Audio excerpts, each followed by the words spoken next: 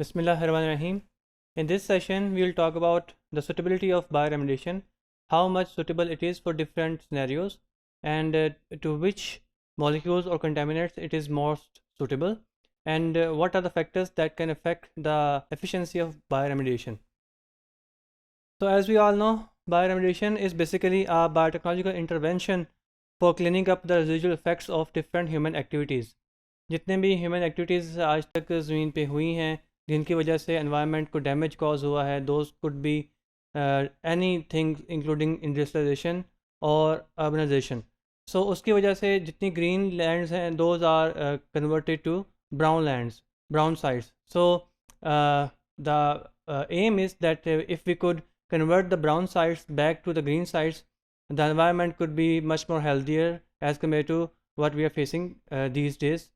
As we all know, basically biodegradation को use किया जाता है और उससे रिलेटेड बायोलॉजिकल फिनोमिना को यूज़ किया जाता है. उसकी एप्लीकेशन का नाम बायोरेमिडिएशन है. So we use mostly microbes, we can use the indigenous microbes and sometimes we use some specialised microbes to deal the contaminants. And you can see here basically bioremediation relies on the inherent abilities of different microorganisms. As we all know, if a microorganism is surviving at a certain site which has been exposed to a certain contaminant, it in other words mean that the microorganism has the ability to not only resist the toxicity of that contaminant, but it may also be metabolizing that contaminant as well. So if we could isolate that microorganism and we could study that microorganism in our lab, and then if we could reapply the better conditions to that site for that microorganism, we could achieve the remediation of that site. So basically this is the most natural type of bioremediation. So whatever approach of bioremediation is used, the basic idea is the same, that we like to use the inherent ability of the microorganisms. Sometimes we genetically modify it as well. So there are different biological mechanisms that are most often used to remediate certain contaminants. That can be anywhere from biosorption, in which the toxic compound is sorbed on the surface of the microorganisms. Then there is demethylation. There are certain compounds when those are demethylated, they lose their toxicity, and vice versa as well. There could be methylation as well. And in case of metal organic interactions, sometimes it so happens that there are certain metals which can interact to the certain moieties present on the cell surface, and they are absorbed over there. So metal organic complexation is also there. Chelation is also there as well, in which a certain contaminant is chelated and its mobility is reduced. Then we have ligate degradation as well, in which certain ligands are degraded and ultimately the compound is destroyed. Then we have oxidation as well as reduction. All these different biological mechanisms can be employed depending on what kind of contaminant is there and what we are aiming for. Now, as we all know, microbes are able to detoxify a lots of different types of molecules. And when we talk about carbon sources, again there are so many different types of microbes that can degrade, and they can also utilize those different carbon containing molecules, including hydrocarbons as well. So the most appropriate case of bioremediation that can be achieved to much high efficiency levels is the biodegradation of hydrocarbons or the carbon containing compounds. Now, by enhancing the requirement of life of certain microbes, by optimizing the conditions that are best suited for the life and the activities of different microbes, we can apply those conditions to that contaminated site.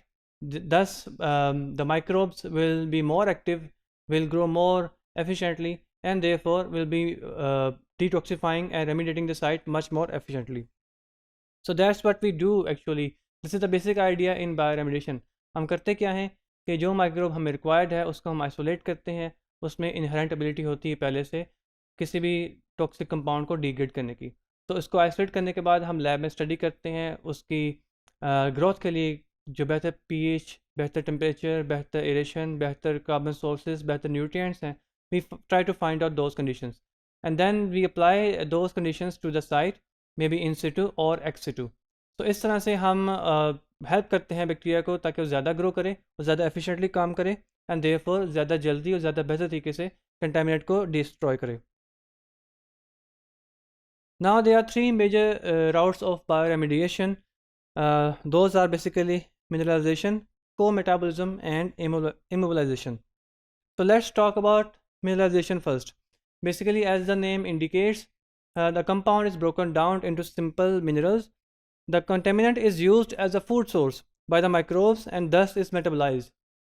इस case में जो contaminant compound है that basically serves as a food source for the microbes उसको metabolise करते हैं और उसको as a food source use करते हैं उसके जितने भी प्रोडक्ट्स और एंड प्रोडक्ट्स बनेंगी उनको, thereby being removed and destroyed either completely or incompletely.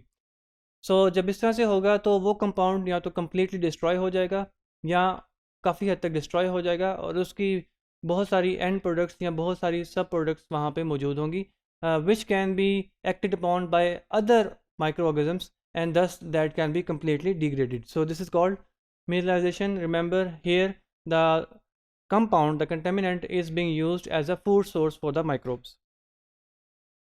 Next is co-metabolism. It is almost similar as the previous one. However, in this case, the contaminant is not directly used as a food source by the microbes. However, it is simultaneously destroyed and metabolized along with the actual food source of the microorganism.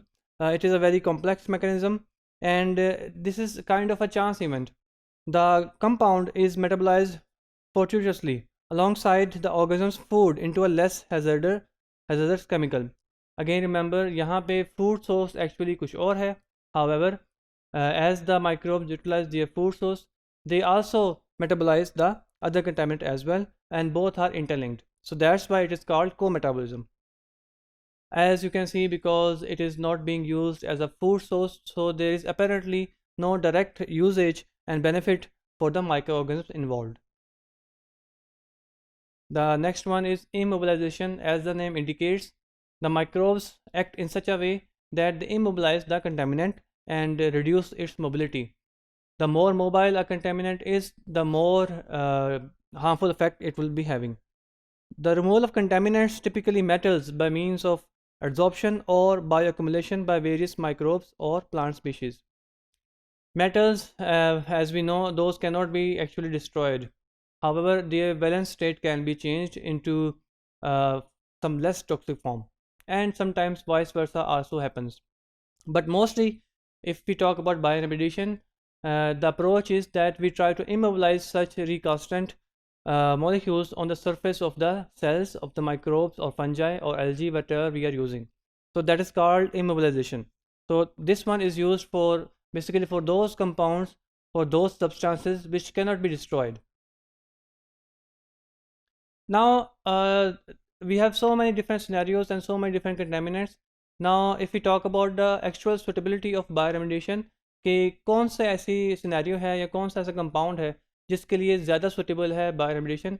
Actually it can be suitable to almost all kinds of problems. However, the level of efficiency, the level of remediation that we achieve can be different. For example, the most suited is the degradation of hydrocarbons or basically carbon containing compounds. You can see the examples are herbicides, hydrocarbons, and other such compounds, because these can be easily degraded by the microbes and much more efficiently degraded into much lesser simplest forms. So that's why the bioremediation is most suited for organic chemicals.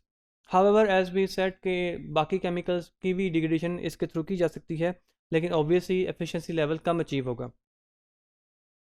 Those can be metals and radionuclides. हमने भी जिक्र किया कि metals जो हैं recalcitrant हैं, those cannot be destroyed. So we try to absorb them on the surface of the cells and then we remove them along with the cells. So indirect measures basically. So under different circumstances, some compounds, some contaminants can be actually completely destroyed. Some can be converted into less toxic forms, while others can still be absorbed on the cell surfaces and thus indirectly removed. And sometimes the valence states can be changed, making them less toxic. However, sometimes the vice versa can also happen. So this is all about the suitability of bioremediation. I will see you in next lessons.